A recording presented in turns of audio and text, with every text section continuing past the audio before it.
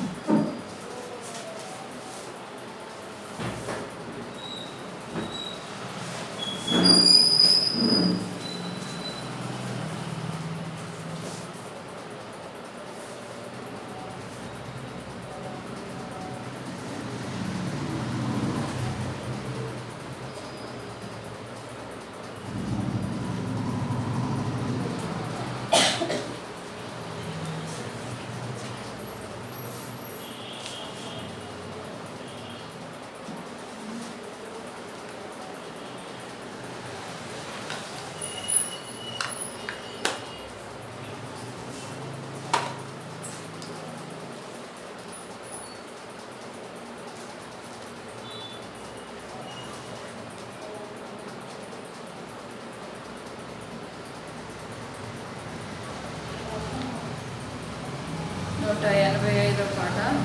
పాత పుస్తకాలు అంటే 712.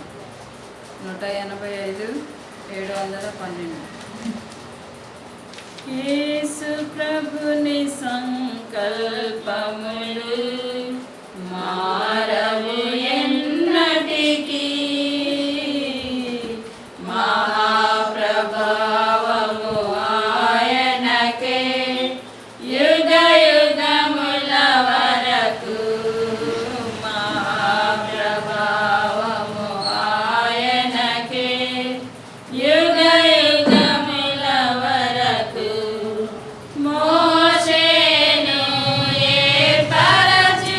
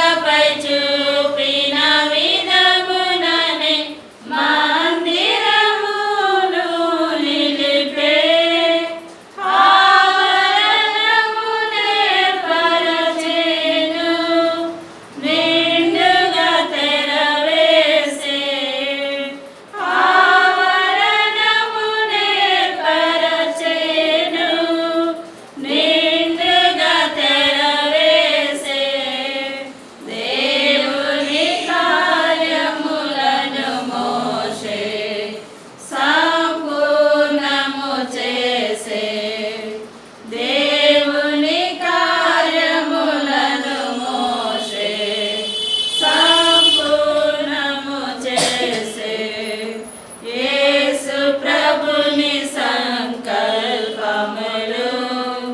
మారవు ఎన్నటికీ. మహాప్రభావము ఆయనకే యుగ యుగముల వరకు. మహాప్రభావము ఆయనకే యుగ యుగముల వరకు. మందిర పాని అంతయును సంపూర్ణము చేయగనే. మందిర పాని అంతయును సంపూర్ణము చేయగనే. సుందరము కనక మేఘము గుడారమును కమ్మే. సుందరము కనక మేఘము గుడారమును కమ్మే. మందిరమంతయు యెహోవా తేజస్సుతో నిండే. మందిరమంతయు యెహోవా తేజస్సుతో నిండెను.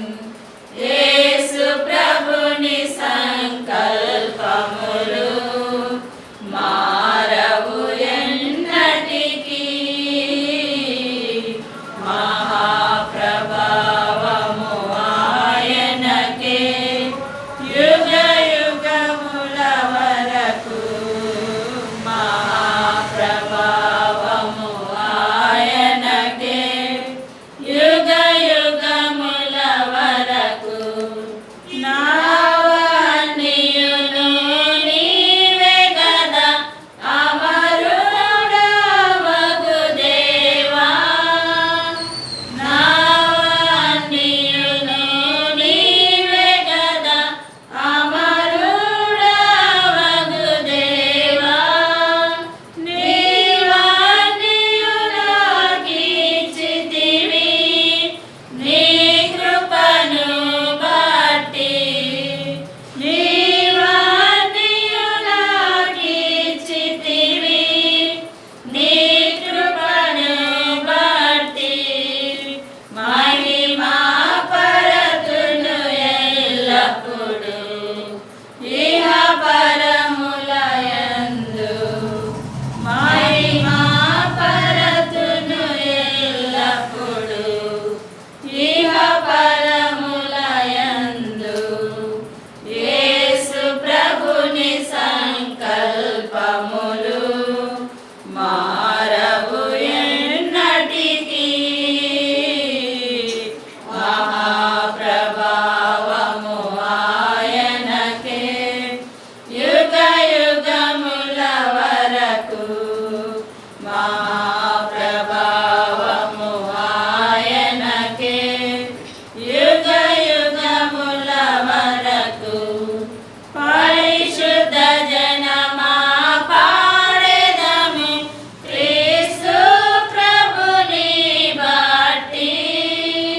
పరిశుద్ధ జనమా పాడెదము క్రీస్తు ప్రభుని బట్టి. పరిశుద్ధ దేవుని చిత్తమును నెరవేర్చుచు ఇలలో. పరిశుద్ధ దేవుని చిత్తమును నెరవేర్చుచు ఇలలో. నిరతము మహిమా స్తుతి ఘనత చెల్లించెదమెప్పుడు. నిరతము మహిమా స్తుతి ఘనత చెల్లించెదమెప్పుడు. యేసు ప్రభుని సంకల్పములు మారవు ఎన్నటికీ. మహాప్రభావము ఆయనకే యుగ యుగముల వరకు. మహాప్రభావము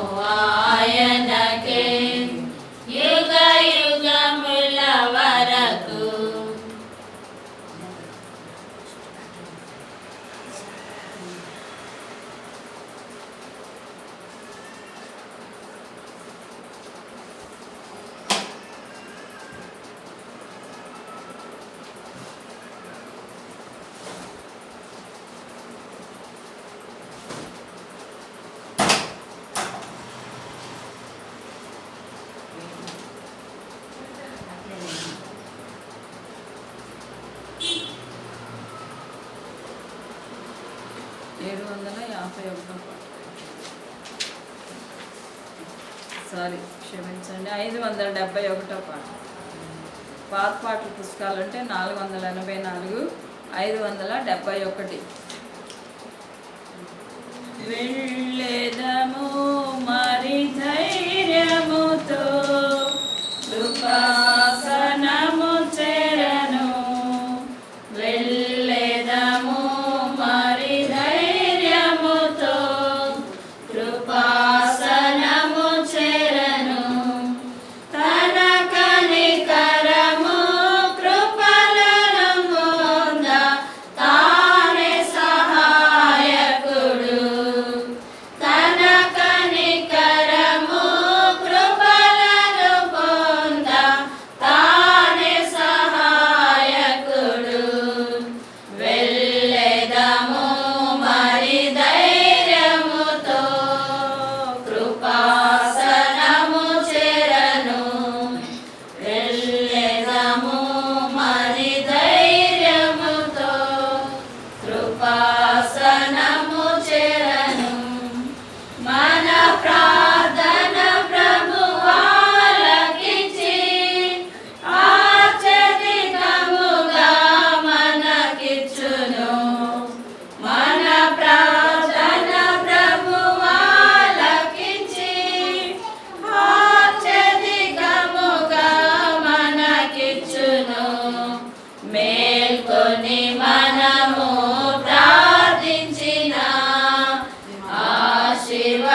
ఆశీర్వదించునుగా, మేల్కొని మనము ప్రార్థించిన ఆశీర్వదించునుగా, వెళ్ళెదము మరి ధైర్యముతో కృపాసనము చేరను, వెళ్ళెదము మరి ధైర్యముతో కృపాసనము చేరను. లాస్ట్ లైన్, సాజీవరాలతో ఇల్లు కట్టి నీ అధికారము నిలుచునట్లు, సాజీవరాలతో ఇల్లు కట్టి నీ అధికారము నిలుచునట్లు, దేవని హృదయానుసారులను లేపమని వేడెదం, దేవని హృదయానుసారులను లేపమని వేడెదం, వెళ్ళెదము మరి ధైర్యముతో కృపాసనము చేరను, వెళ్ళెదము మరి ధైర్యముతో కృపాసనము చేరను.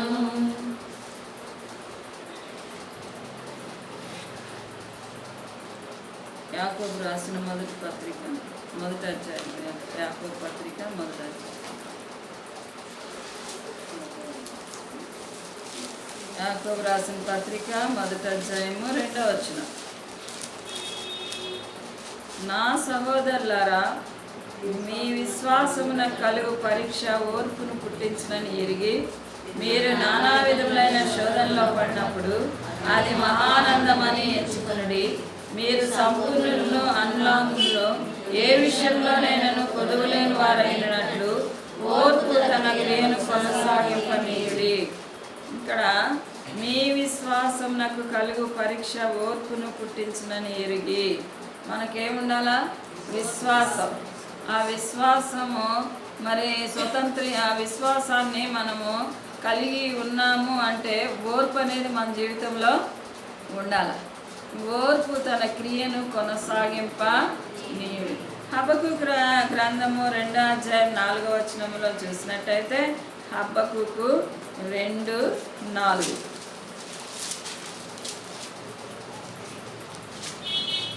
వారు వారు యథార్థ పరులు కాక తమలో తాము అతిశయపడుదురు.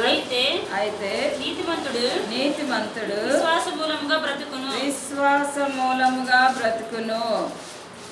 వాళ్ళంట యథార్థవంతులు కాదంట, వాళ్ళల్లో వాళ్ళు అతిశయపడతారు. అయితే నీతిమంతులైన మనము విశ్వాస మూలంగా బ్రతుకుతాం. నీతిమంతులు ఎవరు? విశ్వాసానికి మరి విశ్వాసంలో కొనసాగిన వ్యక్తి ఎవరు? Very good. నీతిమంతుడు కూడా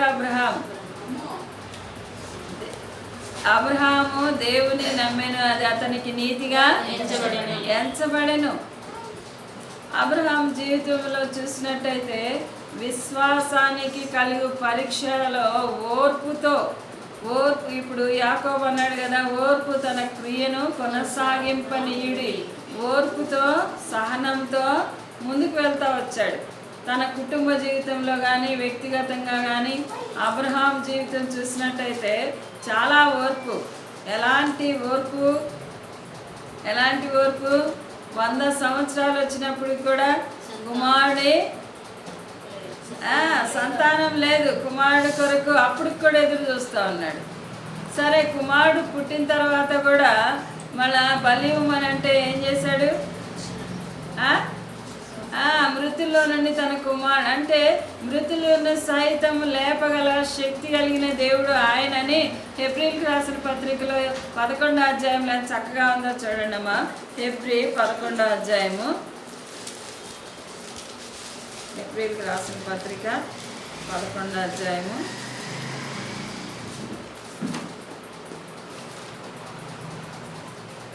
వీరందరూ ఒక్క నిమిషం.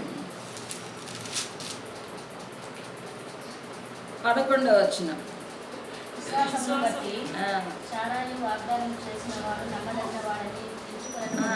క్షమించండి, 9వ వచనం. విశ్వాసమును బట్టి అతడు అతనితో వాగ్దానమునకు సమాన వారసులైన ఇస్సాకు, యాకోబు అని వారు గుడారంలో నివసించుచు అన్యుల దేశంలో ఉన్నట్లుగా వాగ్దత్త దేశంలో పరవాసులు అయిరి. అంతేకాదు, ఇక్కడ 12వ వచనంలో చూడండి, అందుచేత మృతతుల్యుడైన ఆ యొక్క నుండి సంఖ్యకు ఆకాశ నక్షత్రం వలె సముద్ర తీరం అందరూ లెక్కింప శక్యం కాని ఈశ్వరుని సంతానము అంత గొప్ప విశ్వాసం. చదవండి.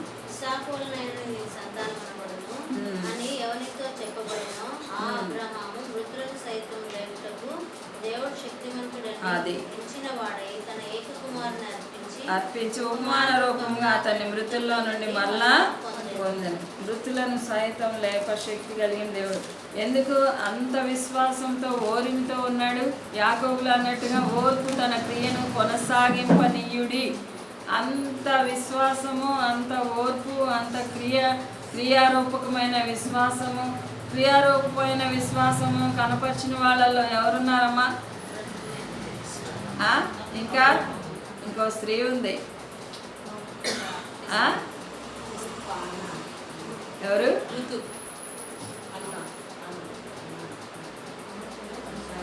రాహాబు క్రియారూపమైన విశ్వాసాన్ని కనపరిచింది. క్రియలు లేని విశ్వాసం మృతం. యాకోబులోనే ఉండాలి. చూడండి అమ్మా, 2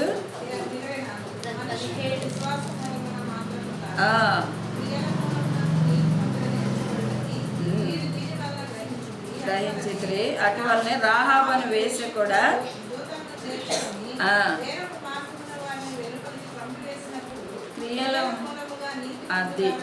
క్రియల మూలంగా క్రియారూపకమైన విశ్వాసం కనపరిచిన మొట్టమొదటి వ్యక్తి అబ్రహాము, రెండవ వ్యక్తి రాహాబు.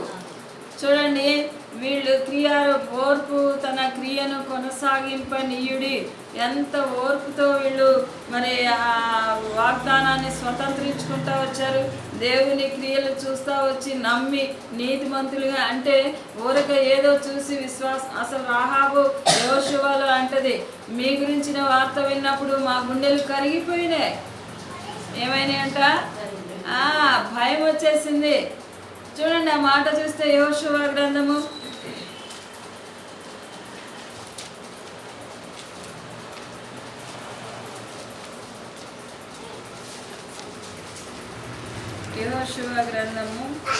1వ అధ్యాయం.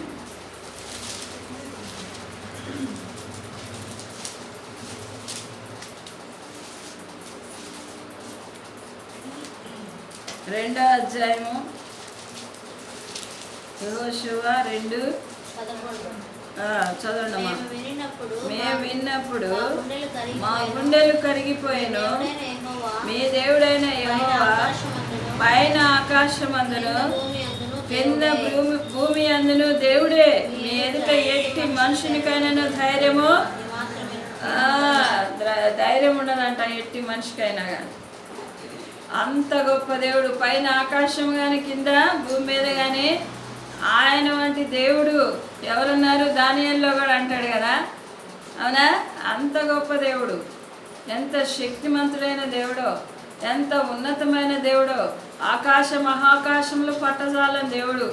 ఆయన ప్రభావము ఎంతో గొప్పది. యుద్ధశూరుడు, బలశూరుడు, భయంకరుడు, భీకరుడు, ఎంత మరి ఉన్నతమైన దేవుడు. అలాంటి దేవుడిని కలిగి ఉన్నా కానీ మనలో ఆ విశ్వాసము లేదు. ఉందా? ఇప్పుడు రండి మత్తయి సువార్త 8వ అధ్యాయం 10వ వచనం. యేసు ఈ మాట విని ఆశ్చర్యపడి వెంట వచ్చుచున్న వారిని చూచి, ఇశ్రాయేలులో నేను ఎవరికైనాను నేను ఇంత విశ్వాసం ఉన్నట్టు చూడలేదని నిశ్చయముగా మీతో చెప్పుచున్నాను. చాలమ్మా, మనలో ఉందా విశ్వాసం? ఇక్కడ చూడండి, ఇదే 10వ వచనం. యేసు ఈ మాట విని ఆశ్చర్యపడి వెంట వచ్చుతున్న వారిని చూచి, ఇశ్రాయేలులో ఎవరికైనా నేను ఇంత విశ్వాసం ఉన్నట్టు చూడలేదని నిశ్చయముగా మీతో చెప్పుచున్నాను. అనేకులు తూర్పు నుండి పడమటి నుండి వచ్చి అబ్రహాంతో కూడాను, ఇస్సాకుతో కూడాను, యాకోబుతో కూడాను పరలోక రాజ్యమందు కూర్చుందరు. కానీ ఈ రాజ్య సంబంధులు వెలుపల చీకటిలోనికి త్రోయ, అక్కడ ఏడుపు పండ్లు కొరుకుటయ్యునుండును అని మీతో. అసలైన వాళ్ళు ఎక్కడ ఉంటారంట? వెలుపలు ఉంటారంట. అందరూ వేరే వాళ్ళ. శతాధిపతి ఏమన్నా, నేను ఒకళ్ళు రమ్మంటే వస్తారు, పొమ్మంటే శతాధిపతి అంటే 100 మందికి అధికారి ఆయన. చూడండి, ఆయనకున్న విశ్వాసము రెగ్యులర్గా అసలు మందిరానికి వచ్చి మనగలేదు. ఉందా మనకి? మనలో ఉన్న అవిశ్వాసము ఇంకో వాళ్ళు చూస్తే నిజంగా వీళ్ళు మందిరానికి వెళ్ళటం కూడా వేస్ట్ అనుకుంటారు. వాస్తవా కదా? మందిరానికి వెళ్ళటం కూడా వేస్ట్. కానీ ఆ దినాల్లో శతాధిపతికి ఉన్న విశ్వాసము, ఆయన ఒక గొప్ప అధికారి అయ్యుండి ఆయన కింద ఎంతోమంది పని వాళ్ళు ఉన్నారు. అయినప్పటికీ కూడా యేసు ప్రభు వారి గురించిన విశ్వాసము ఎంత గొప్పగా ఉందో ఆయన జీవితంలో. మనం నా జీవితంలో పరీక్షించుకున్నట్టయితే ఆ దినాల్లో రాహాబుకున్న విశ్వాసం లేదు, అబ్రహాంకున్న విశ్వాసం లేదు, మరి శతాధిపతికి ఉన్న విశ్వాసము మనలో ఎక్కడా కనపడట్లా. అందుకనే రాజ్య సంబంధులు వెలుపలు ఉంటారు. తూర్పు నుండి, పడమటి నుండి, ఉత్తరం నుండి అనేకులు వచ్చి ఎక్కడ కూర్చుంటారట? అబ్రహాము, ఇస్సాకు, యాకోబులతో కూర్చుంటారు. మనం ఉండేది ఎక్కడ? ఎందుకు మనం అలాంటి పరిస్థితిలోకి వెళ్తా ఉన్నాం? దేవుడిని దేవా అని అనే వాళ్ళందరూ కూడా అసలు నిజంగా ఎంత భయంకరమైన పరిస్థితిలో ఉన్నామో. ఈ దినాలు అట్లా ఉన్నాయి. మనలో ఏమాత్రం కూడా విశ్వాసం లేని పరిస్థితులు ఉంటా ఉన్నాయి. ఇంకా ముందుకు వెళ్ళినట్టయితే చూడండి మా 9వ అధ్యాయం 2వ వచనం. ఇదే మాథ్యూ గాస్పెల్ 9:2. ఇదిగో జనులు పక్షవాయువుతో మంచం పట్టిన యొక్కని ఆయన యొద్దకు తీసుకుని వచ్చిరి. యేసు వారి విశ్వాసము చూచి, కుమారుడా ధైర్యంగా ఉండుము, నీ పాపములు క్షమింపబడి ఉన్నవని పక్షవాయువు కలువారితో చెప్పాను. సముద్రము దాటి పట్టణంలో ప్రవేశిస్తే పక్షవాయువు గలవాన్ని తీసుకొని వస్తే ఆ పక్షవాయువు గలవాన్ని తీసుకొచ్చిన వాళ్ళ విశ్వాసాన్ని ప్రభు చూశాడంట. అందుకనే కుమారుడా నీ పాపములు హలో ఆ కూర్చాడు పెట్టుమా సౌండ్ చేయబాకు తల్లి.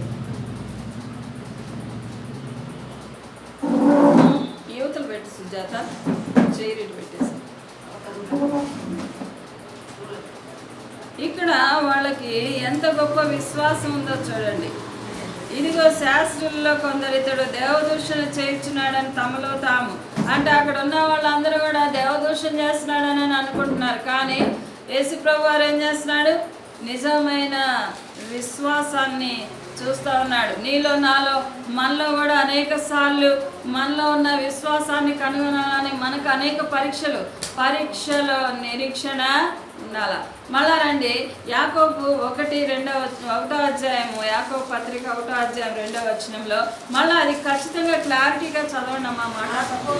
నా సహోదరులారా, మీ విశ్వాసం కలుగు పరీక్ష ఓర్పును పుట్టించినని ఎరిగి మీరు నానా విధములైన శోధనలో పడినప్పుడు అది మహానందమని.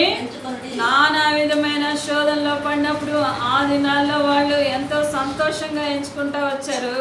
మరి మృతులను సైతం సజీవులుగా పొందుకుంటూ వచ్చారు. అబ్రహాం జీవితంలో అంటే మరి రాహాబు జీవితంలో కూడా అలాంటి పరిస్థితే ఉంది. తన ఇంటి వారిని అందరినీ కూడా తన ప్రాణాలు కూడా రక్షించుకుంటూ వచ్చింది. ఏంది?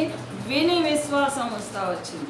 అనేక సార్లు మనం వింటూ ఉన్నాం, అనేక సార్లు క్రీస్తుని గురించిన వార్త, క్రీస్తుని గురించిన వాక్యము దేవుని సన్నిధిలో నిత్యం గడుపుతూ ఉంటాం. దేవుడా దేవుడా అంటూ ఉంటాం. కానీ ఆ విశ్వాసము మనుష్య కుమారుడు భూమి మీదకి వచ్చినప్పుడు ఆ విశ్వాసము ఎక్కడుందన్నమాట. లూకాసు వార్త 18వ అధ్యాయంలో ఆ పారాగ్రాఫ్ చివరి లైన్లో తీసుకొని చదవండి. మనుష్య కుమారుడు వచ్చినప్పుడు ఆయన భూమి మీద విశ్వాసము కనుగొనునా. దేవుడు మళ్ళా వచ్చేలోపు మనకున్న విశ్వాసం ఏమైపోద్దో, ఉంటుందో విడిపోద్దు. అవునా? ఈ దినాలు అట్లానే ఉన్నాయి. ఈ దినాల్లో విశ్వాసం లేని ఇంకా ఒక మాట శిష్యులను అన్నాడు, విశ్వాసం లేని మూర్ఖ తరము వాళ్ళారా. ఎందాక సహిస్తాను నేను, మనల్ని కూడా అంతే. ఎందాక ఓచుకుంటా, మీలో విశ్వాసం లేదు. మీరు వింటున్నారు కానీ నా గురించిన నమ్మకము అపనమ్మకస్తులము, అవిధేయులము, అవిశ్వాసులము. క్రీస్తుని గురించిన మాట వింటా ఉన్నాము, విశ్వాసం మనలో ఏమాత్రం కూడా కార్యకారి కావటం లేదు. అందుకని రాత్రి మనల్ని మనం పరీక్షించుకున్నాం. ఆ దినాల్లో మన పితరుల జీవితాల్లో వాళ్ళన్ని గొప్ప కార్యాలు చూస్తూ వచ్చారు. వాళ్ళు ఎంత నీతిగా ఉన్నారు. ఈ దినాన మనల్ని కూడా నీతిమంతులుగా చేయాలని, మనల్ని ఒక ఉన్నతమైన స్థానంలో ఉంచాలని ఆయన యొక్క ఉద్దేశం, ఆయన యొక్క సంకల్పం. కానీ మనము ఆయన ఉద్దేశానుసారంగా నడుచుకోలేకపోతా ఉన్నాం భూమి మీద. ఇంకా ముందుకు రండి. ఇదే 9వ అధ్యాయం 22వ వచనం. మత్తయి సువార్త 9వ అధ్యాయము 22వ వచనం. వెనుకకు తిరిగి ఆమెను చూచి కుమారి ధైర్యముగా ఉండుము, నీ విశ్వాసము నిన్ను బాగుపరచునని చెప్పగా ఆ గడియ నుండి ఆ స్త్రీ బాగుపడినది. చాలమ్మా. ఇక్కడ ఎవరికి ఆ విశ్వాసం ఉంది? 12 సంవత్సరాల నుండి రక్తస్రావంతో బాధపడుతున్న ఆ స్త్రీకి అంత విశ్వాసం రావడానికి కారణం ఏంటమ్మా? ఎవరైనా చెప్పగలుగుతారా? ముందు ఆమె జీవితంలో నెమ్మది లేదు, శాంతి లేదు, సమాధానం లేదు, సంతోషం లేదు. ఇన్నంతలో అనుభవంలో ఉండబోతా ఉంది. ఏమాత్రము పిల్లలు అసహించుకోవటమే, భర్త అసహించుకోవటమే, కుటుంబంలో నెమ్మది లేదు. ఎంతో వ్యయ ప్రయాసము చేస్తూ వచ్చింది. ఎంతమంది డాక్టర్లని ఆశ్రయిస్తూ వచ్చిందో. ఎంత మరి 12 సంవత్సరాలు అంటే 1 రోజా 2 రోజుల అంత భయంకరమైన పరిస్థితులు గుండా వెళ్ళిన ఆ స్త్రీకి యేసు ప్రభు వారి గురించి రాహాబులాగా వినుంటుంది. వాస్తవమైన వినుట ద్వారా విశ్వాసము, వినుట క్రీస్తుని వచ్చిన మాట ద్వారా మనకి విశ్వాసం. ఆ విశ్వాసాన్ని మనం కలిగి ఉంటే మనం ఎంత గొప్పవాళ్ళం అవుతాం. కానీ మనలో ఆ విశ్వాసమే లేదు. ఈ దినాల్లో చాలా వరకు మనం ఒక్కొక్కళ్ళము ఇప్పుడు కొంతమంది మాట్లాడుకుంటూ ఉంటారు. అవునా? అక్క ఇట్లా జరిగింది అక్క, అట్లా జరిగింది అక్క, పొద్దున ఇట్లా జరిగింది నిన్న, లేకపోతే మొన్న అట్లా జరిగింది అక్క అన్న మాటల్లో అమ్మో అట్లా జరిగితే ఏమన్నా ఉందా, అయ్యో దేవుడున్నాళ్లే మనకి ఎంతైనా కార్యం చేస్తాడో, మనకి జీవం కలిగిన దేవుడు మనం ఆ మాట రాదు. ఎంత నిరుత్సాహం ఉంటుందో, ఎంత కృంగిపోతామో, ఎంత అవిశ్వాసంతో మాట్లాడుకుంటా, నిజంగా వీళ్ళు దేవుని పిల్లలేనా ప్రభుని అనుకుంటాడు. అవునా, నిజంగా వీళ్ళు నా పిల్లలేనా, ఎంత అవిశ్వాసంతో మాట్లాడుతూ ఉన్నారే, వీళ్ళల్లో ఎంత నిరీక్షణ లేకుండా ఉన్నారే, వీళ్ళల్లో ఎంత విశ్వాసం లేని స్థితిలో ఉన్నారు. రోజు రోజుకి వెనక్కిపోతూ ఉన్నాం, రోజు రోజుకి కృంగిపోతూ ఉన్నాం, రోజు రోజుకి విసిగి వేసారిపోతూ ఉన్నాం. వాస్తవానికి మన జీవితాలు అట్లానే ఉన్నాయి. కానీ విశ్వాసంలో ముందుకి ఆ దినాల్లో మన పితరులాగా సాగలేకపోతా ఉన్నాం. ఇక్కడ ఈమె 12 సంవత్సరాల నుండి రక్తస్రావంతో బాధపడే ఆ స్త్రీ విశ్వాసంతో వస్త్రపు చెంగును మాత్రము ముట్టుకుంటూ వచ్చింది. అందుకనే ప్రభు అంటా ఉన్నాడు చూడండి, కుమారి ధైర్యంగా ఉండు. అంటే ధైర్యం చెడిపోయింది, నిరీక్షణ లేదు ఆమెకి. ఏమాత్రము జీవితంలో మరి ఏమాత్రం కూడా మంచిది అనేది ఆమెకి లేదు. అలాంటి స్థితిలో ఉన్న ఆమెకి యేసు ప్రభు వారు ఏం చెప్తా ఉన్నాడు, కుమారి ధైర్యంగా ఉండము, నీ విశ్వాసం నిన్ను స్వస్థపరచు. ఎప్పుడైతే విశ్వాసంతో ఉంటావో, ఎప్పుడైతే నువ్వు దేవుని వైపు ప్రతి విషయానికి చూస్తావో, అప్పుడు ప్రతి కార్యాన్ని కూడా ఆ దినాల్లో అబ్రహాము చూసినట్టు చూడగలుగుతావు. ఆ దినాల్లో రాహాబు తన కుటుంబాన్ని రక్షించుకున్న విధంగా నీవు నీ